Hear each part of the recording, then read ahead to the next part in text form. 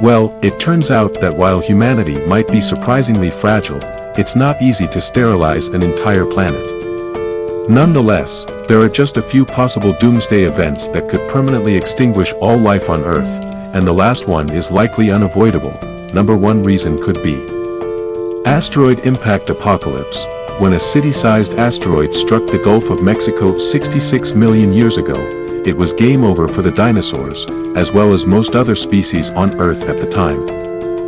And while our ancestors hadn't yet evolved, the impact was perhaps the single most important event in human history. Without that asteroid strike, dinosaurs might have continued to rule the Earth, leaving us mammals still cowering in the shadows. Humans, however, won't always be on the winning side of such random events. A future asteroid could just as easily take out every person on Earth. Fortunately, that's unlikely to happen anytime soon. Based on the geological record of cosmic impacts, Earth gets hit by a large asteroid roughly every 100 million years, according to NASA.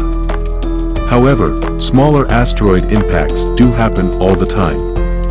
There's even evidence that some people may have been killed by small meteorite impacts within the past few thousand years.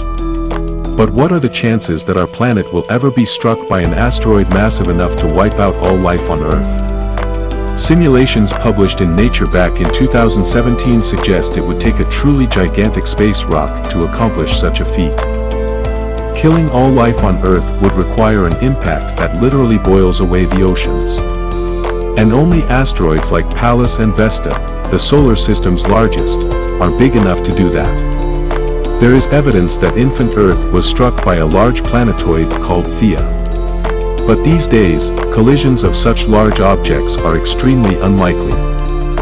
Second reason for life extinction could be gamma-ray burst extinction. GRBs are mysterious events that seem to be the most violent and energetic explosions in the cosmos, and astronomers suspect they're tied to extreme supernovae. However, and thankfully, we haven't yet seen a burst close enough to us to fully understand what's going on. So far, GRBs have only been spotted in other galaxies. But if one did happen in the Milky Way, as has likely happened in the past, it could cause a mass extinction on Earth.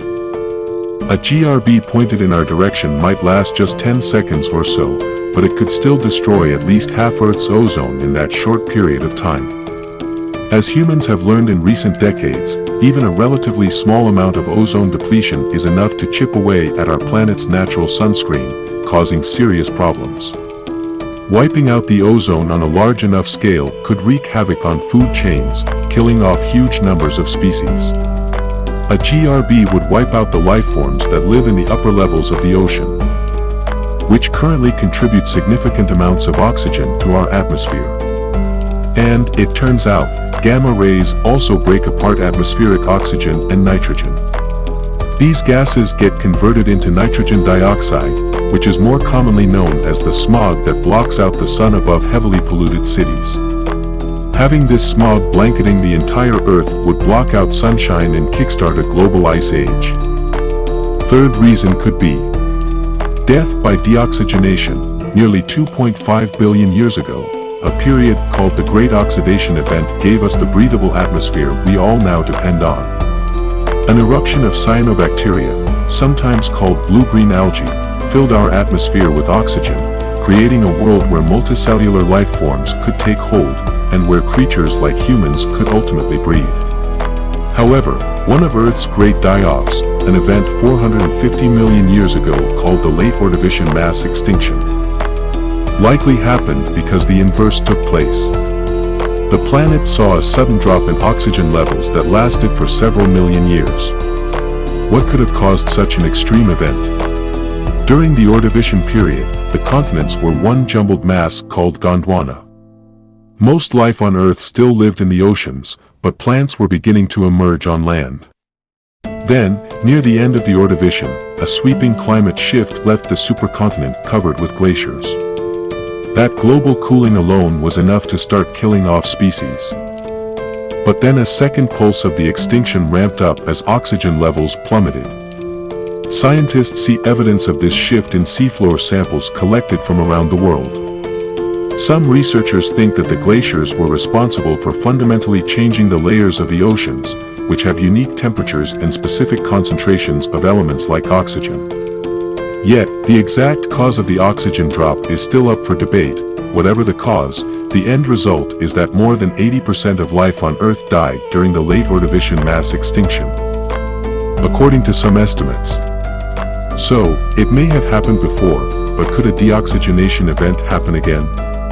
In an eerie comparison to today, researchers involved in the recent Nature Communications study say that climate change is already reducing oxygen levels in our oceans, potentially killing off marine species.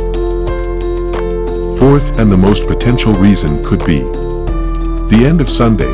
Any of the devastating scenarios above, while undoubtedly terrible for life, are just a fraction as bad as future Earth's ultimate fate. Gamma ray burst or not, in about 1 billion years, most life on Earth will eventually die anyway due to a lack of oxygen.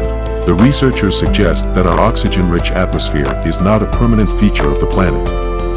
Instead, in about 1 billion years, solar activity will cause atmospheric oxygen to plummet back down to the level it was at before the Great Oxidation Event. To determine this, the authors combined climate models and biogeochemistry models to simulate what will happen to the atmosphere as the sun ages and puts out more energy. They found that, eventually, Earth reaches a point where atmospheric carbon dioxide breaks down. At that point, oxygen-producing plants and organisms that rely on photosynthesis will die out. Our planet won't have enough life forms to sustain the oxygen-rich atmosphere humans and other animals require. The precise timing of when that starts and how long it takes, the deoxygenation process could take as few as 10,000 years, depends on a broad range of factors. But, in the end, the authors say this cataclysm is an unavoidable one for the planet.